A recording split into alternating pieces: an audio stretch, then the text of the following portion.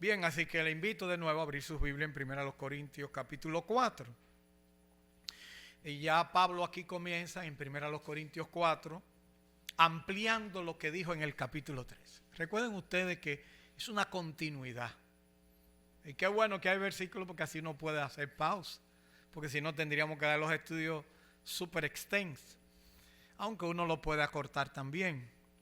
Pablo está retomando lo que dijo en el capítulo 3 y verso 5, recuerdan ustedes, cuando dice, ¿qué pues es Pablo y qué es Apolos?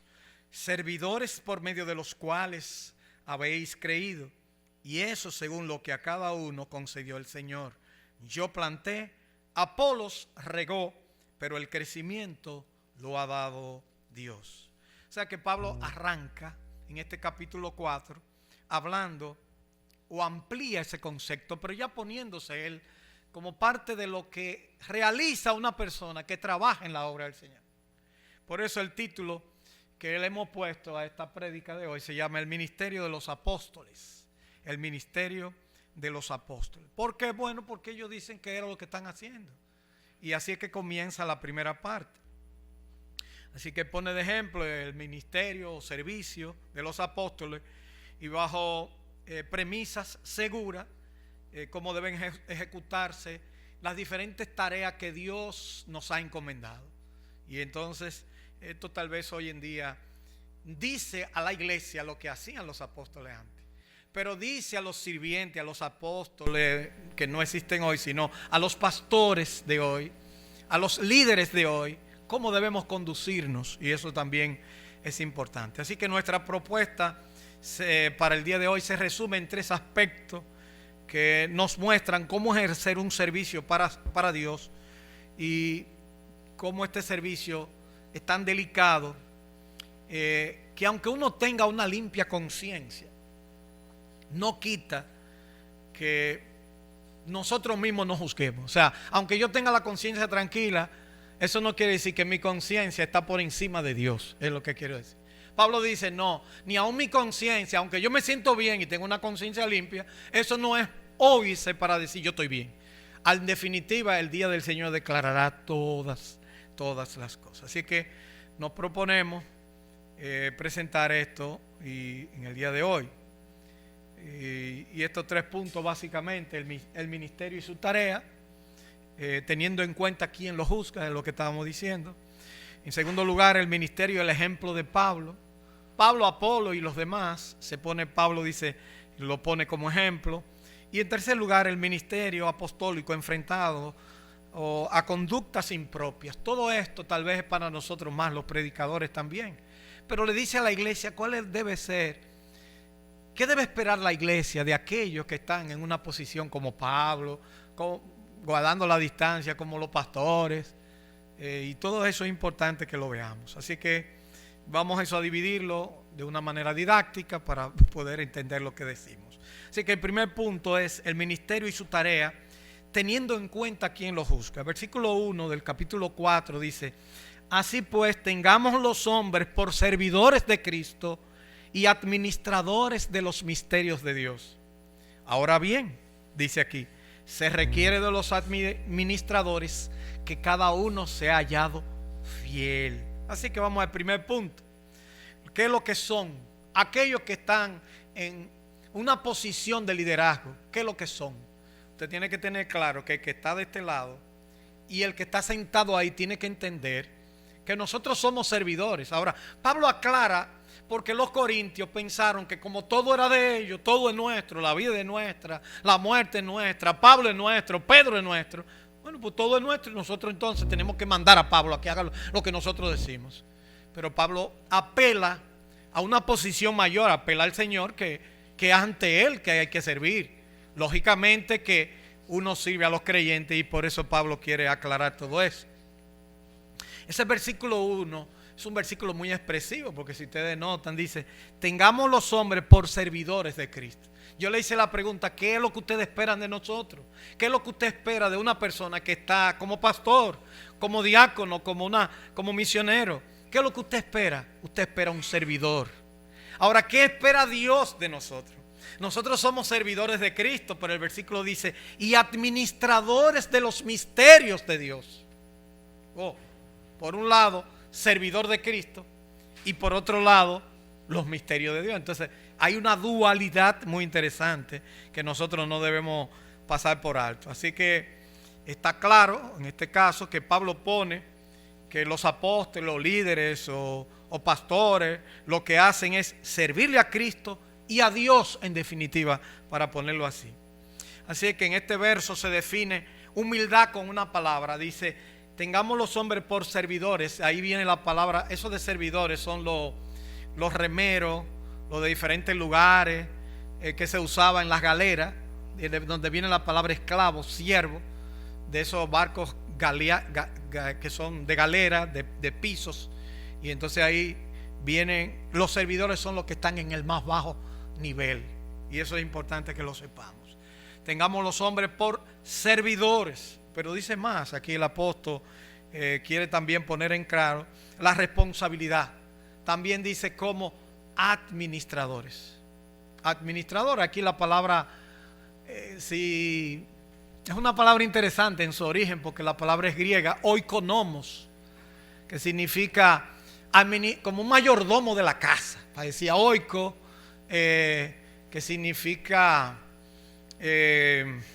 mayordomía, algo así, economía, y nomo, que significa ley. Oiko significa casa y nomo ley, la ley de la casa, por decirlo en otras palabras. Y entonces aquí aparece como los que administran o hacen la mayordomía. ¿Qué es un mayordomo? La mayordomía del creyente, aparte de servir, tiene que ser guardar. Y Pablo usa una palabra muy grande, dice, administradores de los misterios de Dios. La palabra misterio en todo el Nuevo Testamento significa que era algo que no se conocía, pero que Dios la reveló. Pero posiblemente en el contexto que aparece aquí es muy importante decir que tal vez los misterios se refiere a todo lo que Dios ha puesto en tus manos, que va aún más allá de decir, por ejemplo, la iglesia es un misterio, pero que fue revelada. No se conoció en el antiguo, pero se reveló a Pablo, dice, un misterio que ha sido revelado. El rapto de la iglesia es un misterio. La venida del Señor es un misterio como tal, pero Dios la reveló de una manera más clara. Pero aquí está hablando administradores de los misterios de Dios, hablando en sentido general. Ahora, ¿quién es que lo juzga? Sería la segunda parte. Dice el versículo 2, ahora bien, lo que se requiere de los mayordomos es que cada uno sea hallado fiel. En la Reina Valera dice de los administradores. Otra versión, yo creo que la Biblia de las Américas que yo vertí aquí, dice que se requiere de los mayordomos que cada uno sea hallado fiel.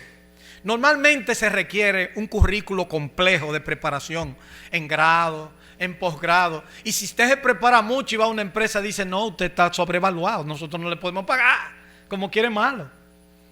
Esas son las cosas, porque los hombres valoran la inteligencia, la sabiduría, la riqueza, y nosotros también, y el éxito. Dios, por el contrario, busca más que eso, que sean hallados fieles.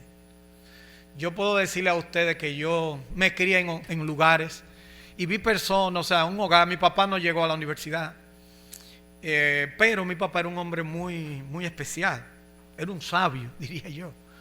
Mi papá iba a la Academia Santiago en los años 30 y 40, en los 40 por ahí, cuando era un jovenzuelo, y graduarse en la Academia Santiago era casi ser un taco hoy en día, un profesional de categoría. Y él se graduó de mecanografía, contabilidad, archivo, que eso era lo que daban antes.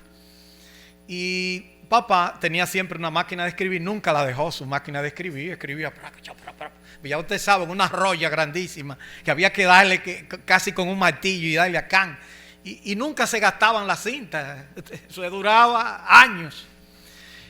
Pero no tuvo una preparación como hoy en día se le pide a una gente. Y mi papá llegó a ser pastor o anciano de la iglesia.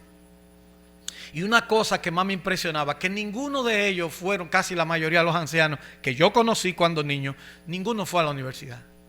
Pero una cosa yo pude ver en cada uno de ellos, y todavía los veo en muchos de ellos, señores, la fidelidad al Señor. Y yo creo que eso es lo que ve Dios. Porque hay personas que tienen toda la preparación Y después hacen cosas que tú dices, ¿y qué pasó? ¿Y qué fue? ¿Y qué fue lo que le dio? Y entonces tú dices, no fue fiel, aunque tuvo muchas cosas. Entonces, ¿qué es lo que requiere Dios? Dice, ahora bien, se requiere de los administradores que cada uno sea hallado fiel. Así que el Señor busca, en definitiva, aquellos que sean fieles en todo a Él. Luego nos hace recordar, no quiere decir que Él no sepa de nada, ni mucho menos, pero Él pone una serie de declaraciones aquí que hay que tomarla en cuenta. Es muy difícil poder hacer un comentario de cada pasaje, pero dice el versículo 3, yo en muy poco tengo el ser juzgado por vosotros o por tribunal humano, y ni aun yo me juzgo a mí mismo. O sea, yo me siento bien, yo tengo una conciencia, no quiere decir que nunca había hecho nada, pero dice, bueno, pero ustedes no son los que tienen que juzgar, ni siquiera yo mismo. Y ahí aclara diciendo, porque aunque de nada tengo mala conciencia, porque alguien pudiera malinterpretarlo, dice, bueno, en lo que yo me he examinado y he visto en mí, yo creo que estoy bien, pero aún así yo espero que el Señor sea que reconozca, y esto se va a aclarar más adelante. Y dice el versículo, aunque de nada tengo mala conciencia, no por eso soy justificado, pero el que me juzga es el Señor.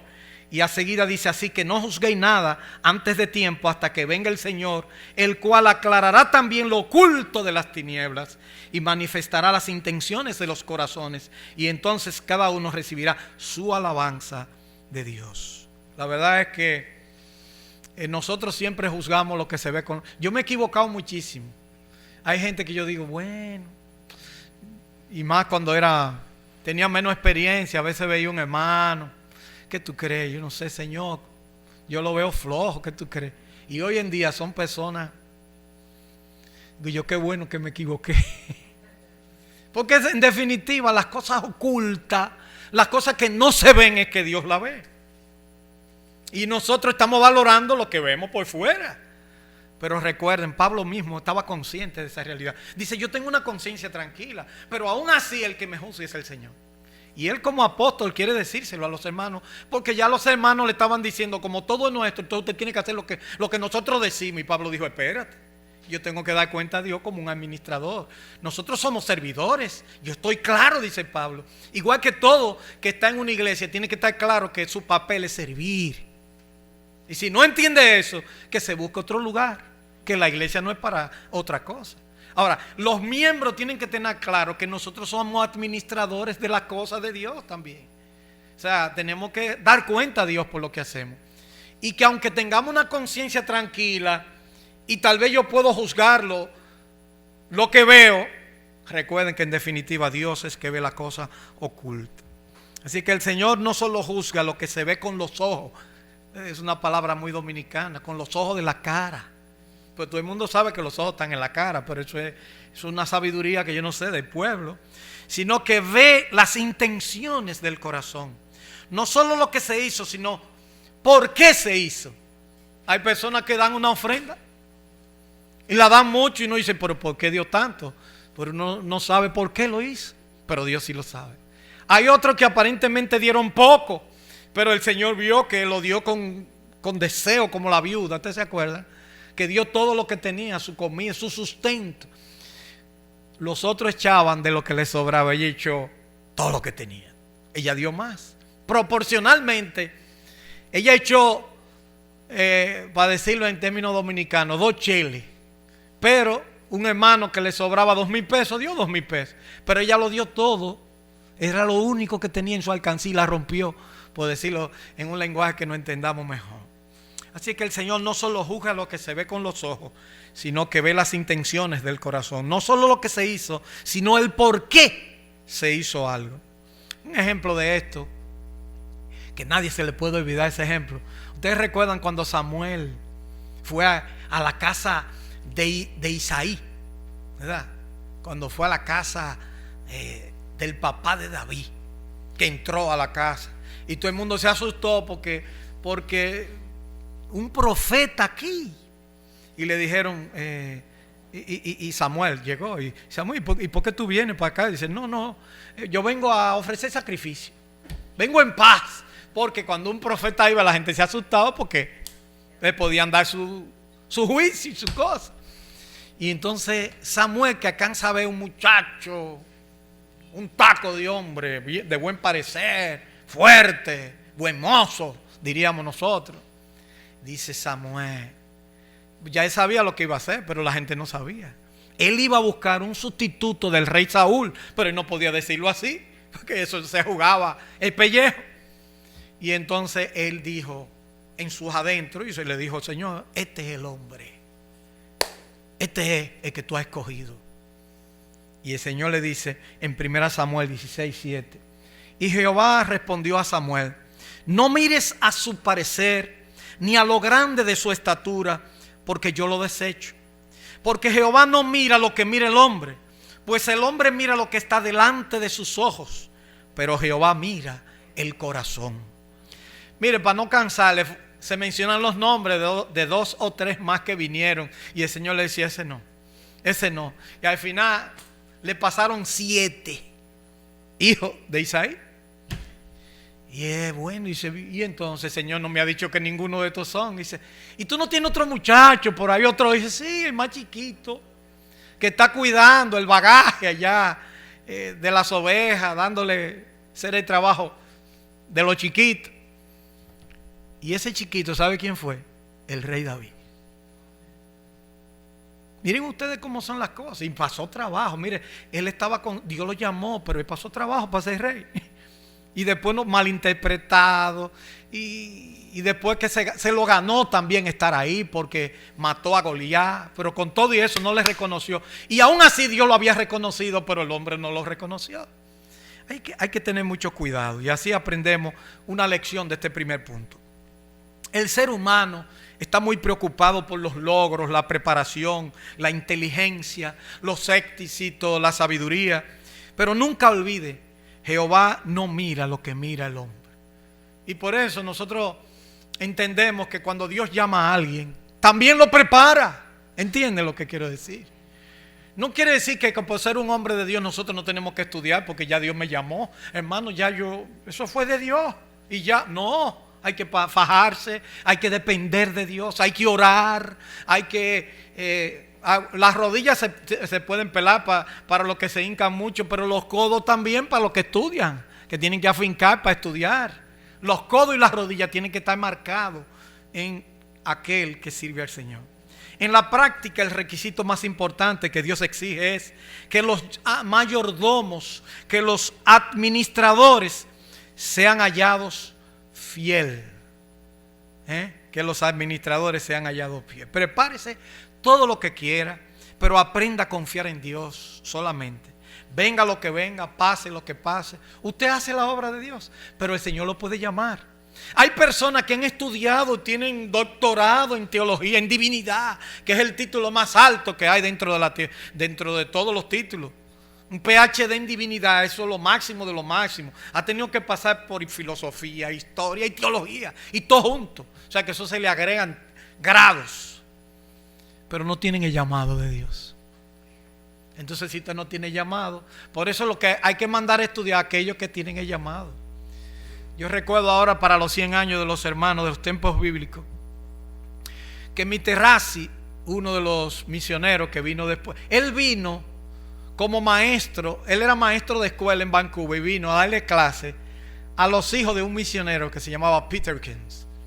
Para no tener que mandarlo, entonces pidió que viniera alguien que le ayudara y él vino como maestro a La Vega y daba clase de inglés en la escuela pública, gratis, también, como maestro, y también enseñaba a unos hijos. Pero después del ciclón de San Zenón que hubo aquí, entonces él se vio en la necesidad de ir a Santo Domingo, porque los hermanos de Canadá dijeron: ¿qué es lo que está pasando? Eso se acabó todo. Entonces mandaron carpas de Estados Unidos y entonces comenzaron a predicar en las villas, Villa Juana, Villa Francisca, toda esa zona, San Carlos, y comenzó la gente a convertirse. Y ahí salieron todas las iglesias que están en la capital, más de 50 iglesias sembradas en toda la zona metropolitana de Santo Domingo. Casi todos los barrios tienen una iglesia de los hermanos. Y ese hermano se fue a preparar de nuevo en teología y a dominar mejor el castellano. Creo que fue a Brooklyn, en Nueva York, fue o New Jersey, no recuerdo, donde se preparó para volver de nuevo aquí. Pero primero tuvo el llamado y vino aquí a enseñar los hijos de un misionero. Y se quedó aquí hasta que el Señor lo mandó a buscar. A los 90 y tantos años, 92 creo que fue para allá, o 87, no me acuerdo. Y yo recuerdo que una vez le hicieron una cirugía, le pusieron una válvula de cerdo, porque en esos tiempos no había válvula como la que le pusieron a Payar, le hicieron una cirugía cardíaca, lógicamente en Canadá. Prepárese todo lo que quiera, pero aprenda a confiar en Dios. Solamente venga lo que pase, Dios es que le va a juzgar.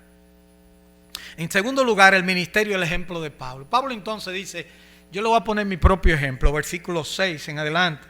Pero esto, hermanos, lo he presentado como ejemplo en mí y en Apolos, por amor de vosotros, para que en nosotros aprendáis a no pensar más de lo que está escrito.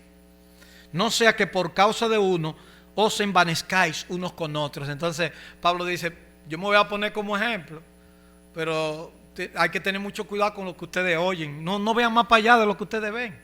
Hay personas que se hacen cosas que uno no sabe por qué. Y él quiere dejar claro, Pablo, aquí, que podemos envanecernos al pensar que merecemos o que todo lo merecemos, que nosotros hemos construido algo. Por eso, ¿por qué te glorías como si te hubieras recibido? O sea, como si no hubieras recibido, porque todos hemos recibido. Entonces nadie puede decir, no, porque yo estoy aquí, porque Señor, yo soy un acto de la misericordia de Dios. Yo no sé dónde estuviera yo. Ustedes dirán, no, porque no, tal vez ni hubiera estudiado, quién sabe, estuviera haciendo otra cosa. No sé, Señor. Yo sé que el Señor enderezó muchas cosas en mi vida. Y yo no me crié en un hogar muy mal. En mi casa había que estudiar, había muchas cosas claras, En mi casa paterna o materna es lo mismo. Nosotros teníamos tres cosas claras. En mi casa había que ir a la escuela, a la iglesia, y usted podía hacer deporte. La única cosa que nos permitían era hacer deporte. Y por eso todos somos deportistas. Yo me destaqué en judo, yo era judoka. Yo fui subcampeón en el año 79 nacional de los 60 kilos menos. Y fui preselección de los Panamericanos de Puerto Rico, pero me pagaba la universidad un cuatrimestral, me daban 60 pesos, ya ustedes saben, en libros, en el economato. Lo único que yo decidí seguir mi carrera porque tenía que practicar el judo, entonces chocaba con las materias de anatomía y fisiología y dije, yo no puedo. Pero otros hermanos míos como Juan estudiaron y la universidad en un momento lo exoneró de todo, la Ucamaima. Y así cada uno. Jonás era ciclista de primera, de la cuarteta nacional, Jacob también. Y cada uno tenía algo. Negro fue dirigente porque no se destacó en ninguno. Negro es Excelville, uno de mis hermanos. Y así cada uno hizo algo. Pero uno es algo porque le debe a alguien. ¿Entiendes lo que quiero decir? Yo le debo tanto a mi papá, yo le debo a mi mamá, yo le debo a Dios todo lo que estoy. O sea, no se crean, no se envanezcan porque tú recibiste algo. Tú eres un privilegiado igual que yo. No todo el mundo tuvo el privilegio de ir a la universidad. Y mi papá, todo lo que yo quería, yo quiero hacer un curso de radio y televisión por correspondencia. Papá lo pagaba 10 pesos mensual. De California me llegaba un curso, lo que era una resistencia, un capacitor, un qué sé yo qué, haciendo cursos que no, yo al fin y al cabo no me sirvió. Yo quiero ir a Bellas Artes a estudiar violín, yo quiero tocar violín, pero que no es como ahora.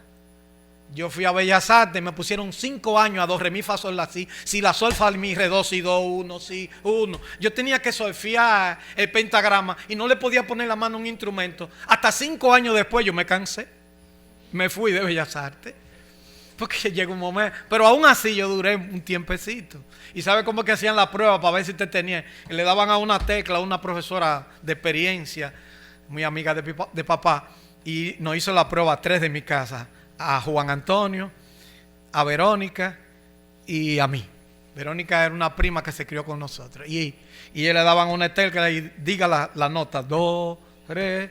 Y Juan, ya tú sabes, lo dijeron, váyase, usted no da para esto. Dijo otra cosa. Él debe estar por ahí oyendo. Así es que, en realidad, el más interesado de todo era Juan. Él fue que influyó para que papá nos pusiera en Bellas Artes. Y nada más teníamos que, nos íbamos a pie porque cruzábamos por la fortaleza por atrás y Bellas Artes estaba por ahí cerca de la catedral.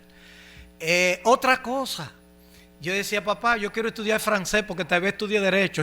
Pues vete a la Alianza Francesa. Señores, yo duré 2 años en la Alianza Francesa. Yo estudié francés, un peu. Entonces, pero ya se me olvidó todo. Nada más sé decir, je parle un peu francés, je ne parle pas anglais, etcétera, etcétera. Entonces son privilegios que Dios le ha puesto. Pero yo me puedo decir, hermano, yo me voy a envanecer. No, porque lo que yo recibí, alguien me lo dio. ¿Entiende lo que quiero decir? Aunque todo le pertenece, no le pertenece, le pertenece a Dios. No se sientan y perdone que esa digregación. Yo nunca lo había dicho eso aquí.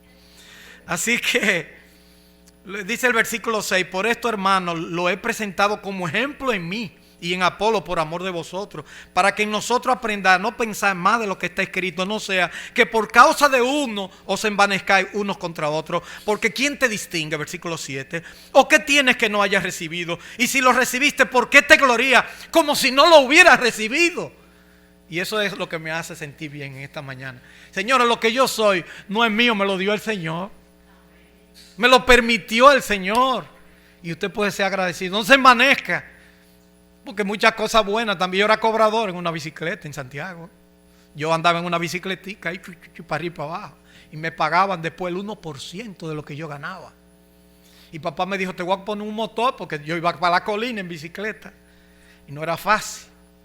Y yo era sudando y cogiendo sol. Y me pagaba al 2, pero yo tenía que comprar mi ropa, mis zapatos y todas mis cosas. Porque era así la cosa. Y muchas cosas, pero después que entré a la universidad me dijo, usted no tiene que trabajar ahora, dedíquese a sus estudios. Me daba 3 pesos nada más, yo estaba en olla ahí, porque yo antes tenía dinero, hacía instalación de estufa, hacía hoyo. Todos trabajamos desde pequeño, pero eso nada me pertenece, todo pertenece al Señor. Ahora Pablo entra en un sarcasmo con los hermanos, se puede ver en los versículos siguientes, versículo 8, ya estáis saciados, ya estáis ricos, sin nosotros ustedes reinan. Y ojalá reinasen para que nosotros reinásemos también juntamente con ustedes. Porque según pienso, Dios nos ha exhibido a nosotros, los apóstoles, como postreros, como sentenciados a muerte, pues hemos llegado a hacer espectáculo al mundo, a los ángeles y a los hombres. Nosotros somos insensatos por amor de Cristo. Y viene el sarcasmo más adelante, cuando dice, versículo 12, nos fatigamos trabajando con nuestras propias manos y nos maldicen.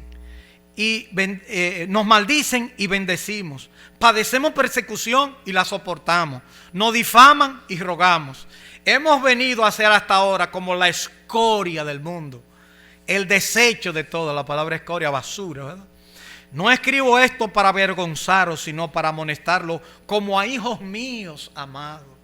Así que Pablo tuvo que acudir a lo que son.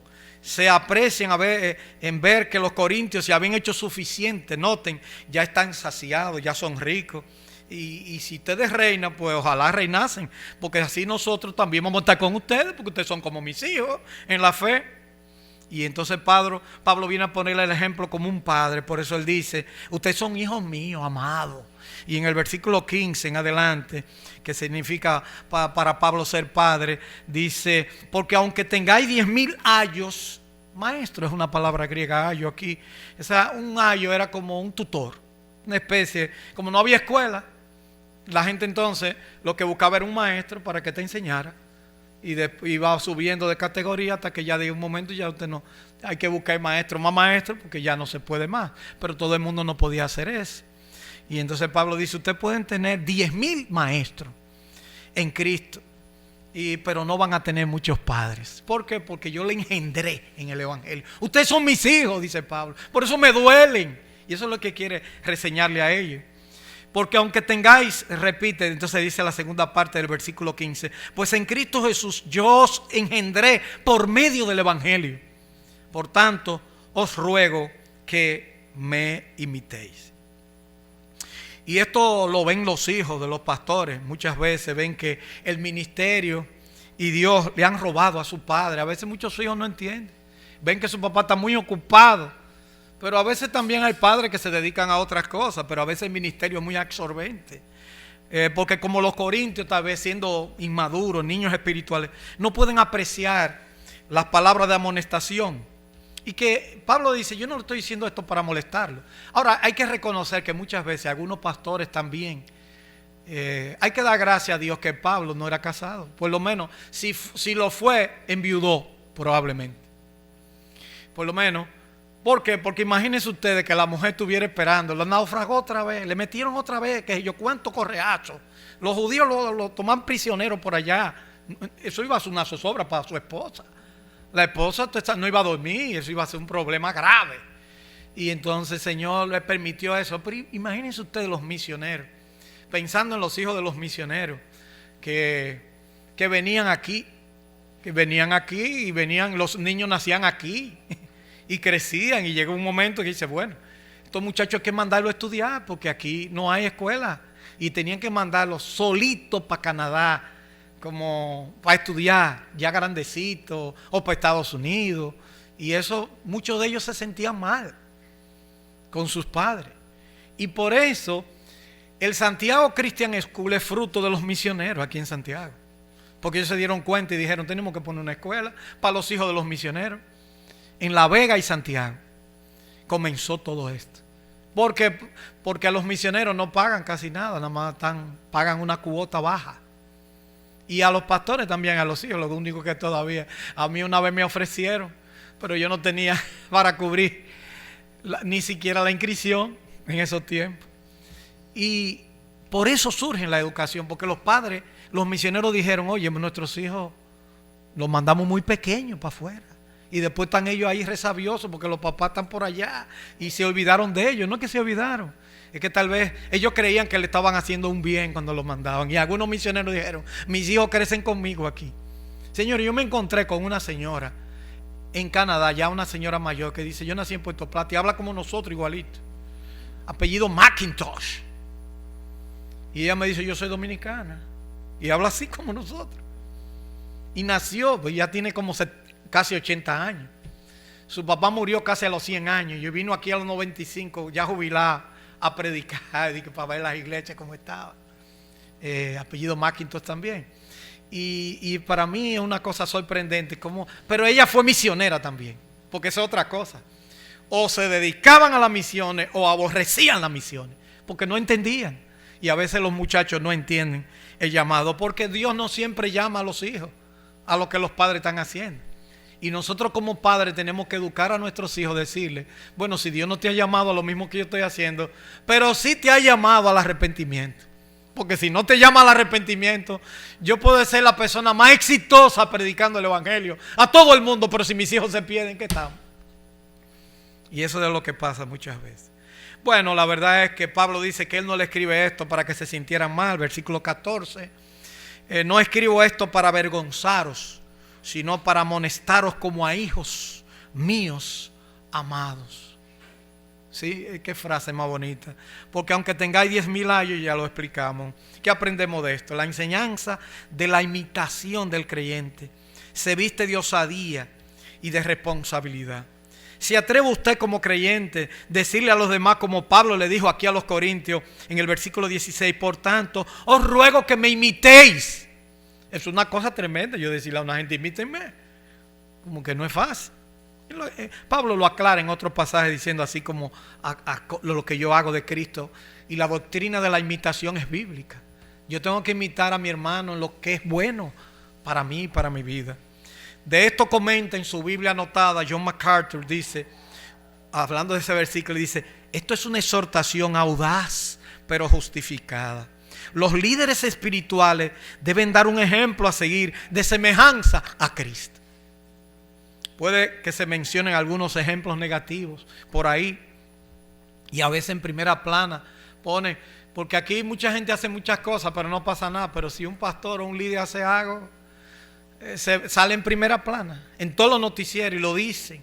Nunca dicen la cosa buena que uno hace aquí, pero si hace una cosita así, porque como se ha dicho, los líderes no cometen pecados pequeños, se ven grandes siempre. Pero tengo que para decirles que hay muchos creyentes muy buenos en nuestro país que hacen la obra desinteresadamente, que la hacen para el Señor, que no juzguemos por 2 o 3 a aquellos que hacen una obra mal hecha. A mí me dio vergüenza cuando vi la pastora que hacía unos trabajos que Dios le mandó con el general de la Guardia Presidencial. Y ella le administraba todos esos bienes. Y tú dices, pero ven acá, y como después ya no fue, pero a veces que tú dices, pero usted trabajó bien en las raíces. No, pero Dios fue que me iluminó. Está bien, pero ese no es su trabajo ni su llamado tampoco. Yo no voy a mencionar ni los nombres ni nada porque no es de nuestro interés, pero eso sale en primera y duró meses porque se actualizaba con otras cosas. Y yo lo seguí por todos lados porque esa persona se hizo multimillonario, porque aquí no se habla de lo que los generales hacen. Y como muchos generales que entran sin un peso y con un sueldito de general que gana menos que un médico, incluyendo el rango, pero ¿por qué lo pone y cuando sale multimillonario? Pero es otro tema que no vamos a tratar. Así que muchas veces se mencionan esos ejemplos negativos y la gente no sabe que tal vez el deseo de muchos de ustedes y de nosotros es trabajar para que la obra crezca y desinteresadamente, abrazo partido, ponemos nuestros recursos, lo que el Señor me ha dado, que no son nuestros, es lo que Dios nos ha dado en su misericordia, porque no, lo que tenemos no es nuestro, es lo que el Señor ha puesto en nosotros. En tercer lugar, el ministerio apostólico enfrentado a conductas impropias. No es fácil hacer la obra. Llega un momento en que usted tiene que aplicar la rudeza que uno no quiere. En el versículo 18 dice, mas algunos están envanecidos como si yo nunca hubiese de ir a vosotros, pero iré pronto a vosotros si el Señor quiere, y conoceré no las palabras sino el poder de los que andan envanecidos. Porque hay algunos que dicen, no, Pablo no es nadie, que venga aquí para que tú veas. Yo, pues no, yo lo voy a ir cara a cara para que venga y me lo diga. No confían en Pablo, ponen en manifiesto su orgullo, pensando que tal vez no volvería a ellos de visita. Dice que Pablo no tiene palabra, pero por eso dice, si el Señor lo permite, yo voy a ir. Porque a ver, no era tan fácil como ahora. Y se aprovechan como son los chismosos o cobardes, que hablan por detrás pensando que tal vez no volverían a ver el rostro. Una persona que cree que usted nunca va a volver a un lugar y usted viene y se le aparece. Y hasta de usted están hablando y cuando dice saludo, creen que se dice, ay, trágame tierra, ¿por qué fue lo que dije? No era por ti, fue que yo, qué sé yo qué. Dice Pablo en el 19, pero iré pronto a vosotros, si el Señor quiere, y conoceré no las palabras, sino el poder de los que andan envanecidos. ¿De dónde ustedes sacan eso? ¿Y de dónde tienen ustedes ese orgullo? ¿De dónde viene? Eso es lo que Pablo está diciendo. Pablo quiere saber dónde procede el poder, pero que se lo digan de frente. No de palabra por otro o tal vez por sí, sino que se lo digan. Y como muchas veces la vara, otras veces el amor con espíritu de mansedumbre, Pablo concluye este capítulo 4 diciendo, ¿qué queréis? ¿Iré a vosotros con vara o con amor? Y espíritu de mansedumbre. Es una pregunta larga. ¿Qué queréis? ¿Iré a vosotros con vara, con amor y espíritu de mansedumbre? ¿Qué es lo que quieren? ¿Qué es lo que ustedes quieren? Hay dos formas en que deben ser enfrentados los que han puesto el testimonio de un líder en tela de juicio, con vara o con amor. Porque el reino de Dios no consiste en palabras, sino en poder. ¿Qué queréis? Dice Pablo. En conclusión, llevar a una persona a Cristo conlleva un gran compromiso y a veces la ingratitud de aquellos que fueron partícipes. A veces usted lleva a alguien a Cristo y por un momento tú dices, ¿qué fue lo que yo le hice? Que esa persona ahora ni me quiere hablar. ¿Y qué fue? Porque se siente así. Los corintios en su inmadurez no pudieron entender el sacrificio que hizo el apóstol Pablo. Dice en el 15, que ya lo leíamos, porque aunque tengáis 10,000 maestros en Cristo, no tendréis muchos padres, pues en Cristo yo os engendré por medio del Evangelio. Por tanto os ruego que me imitéis. La responsabilidad de un líder no termina saliendo, corriendo de los problemas o corriéndole a los problemas, sino enfrentándolos. A veces los hermanos dicen, ay, ya yo no quiero, pero hay personas que hay que enfrentarlo, porque si no, esto no se acaba. Y hay que decirle, hermano, si usted no considera que estamos haciendo lo correcto, bueno, pues búsquese otro lugar. Y uno trata de hacerlo primero, recapacita, se reúne, porque uno sufre muchísimo también. Y eso fue lo que le pasó al apóstol Pablo. Así que, repito, la responsabilidad de un líder no termina corriendo, saliendo de los problemas, sino enfrentándolos. Teniendo claro que puede ser de dos maneras, o con vara o con amor. Dios nos bendiga. Y a los que tienen estas tareas, que lo están oyendo los ancianos y los líderes del Ensanche Libertad y los que tienen funciones de liderazgo, que Dios nos aliente y que entendamos que es una tarea como padre. No se termina nunca. ¿Ustedes creen que los muchachos dicen que crecen y ya se acabó? No, eso no se acaba nunca. Es más, uno tiene una carga más grande después que se pone más viejo. Porque entonces ahora uno quiere llevarse los problemas de ellos a uno. Y uno sabe que no puede. Pero una cosa buena sí me doy cuenta. Que cuando uno madura más, entonces uno ora más por ellos. ¿Ustedes se han dado cuenta? ¿Cuántas en la lista de oración? Vean todos los que los padres a veces ponen, que oren por este, que oren por otro. Muchos padres dicen, pon a mis hijos, pon a fulano. ¿Por qué? Porque eso nunca se acaba. Y nosotros tenemos que seguir orando por aquello que hemos engendrado. Habrá muchos maestros, muchos ayos, dice Pablo, pero no muchos padres. Así que hay pocos padres y el Señor nos ha dado la facilidad. Si usted ha llevado a alguien a Cristo, usted se siente como que hijo suyo. Yo recuerdo que una historia, Braulio Porte se llegó a los pies de Cristo en la iglesia de los hermanos de la cristianización, o sea, de los templos bíblicos, de base. Y él necesitaba una planta, comprarla. Y en prensa bíblica había una planta. Y él va donde mi terrace. A tu hijo tú le vas a negar esa planta. Tú eres mi papá, tú no puedes. Y lo ablandaba al hermano Rafi. Y conseguía muchas cosas, está bien, ¿por cuánto? Y hasta los precios lo ponía porque sabe que era para la obra también. Aparte de que Braulio era banquero. Braulio se congregó en la iglesia donde yo nací, aquí en la España, cuando yo era niño. Habían varias personas que trabajaban en el banco, porque el Banco Popular nació en Santiago. Y ellos crecieron aquí, apellido Santana, habían varios Santana, William Santana, Leo Santana. Y eso fue algo interesante. De todos modos, hermano, la vida cristiana es dura. Y aquellos que Dios lo ha puesto en una responsabilidad de ser administradores, sepan ustedes que esto no se acaba. Y que van a tener que tener su sufrimiento. Pero háganlo con servicio y con amor, aunque duela. Hay dos cosas que a mí me quitan el sueño. Bueno, en primer lugar, que yo a un paciente lo opere más de una vez. Y en segundo lugar, que un hermano me diga que tiene un problema, que se va a divorciar, que tiene un problema serio. Eso me quita el sueño a mí. Me paso la noche entera pensando y diciendo y orando, pero eso no es a mí solo. Le pasa a todo aquel que está en esta tarea, que no es tan sencillo como la gente lo ve. Que Dios nos bendiga en esta mañana. Vamos a orar y vamos a participar de la cena del Señor, los que se sienten preparados en el día de hoy. Señor, gracias por tu palabra, gracias por permitirnos acercarnos a ti y gracias por permitir abrir nuestro corazón. Tal vez cometía muchos errores al decirlo, pero Señor, yo te lo debo todo a ti. Si algo soy, se lo debo a las cosas que tú has hecho para que sucedan. Me has puesto en un hogar adecuado, donde escuché el evangelio, donde me enseñaste el trabajo honrado. Y así hay muchos de los que están aquí que te deben todo a ti, Señor. Y muchos que no se dan cuenta, que tal vez están envanecidos pensando que se lo deben a ellos mismos. Qué pena, porque muchas de las cosas que tenemos es porque tú nos las has dado.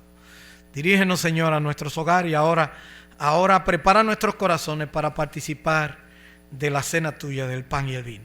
En el nombre de Cristo te damos las gracias. Amén.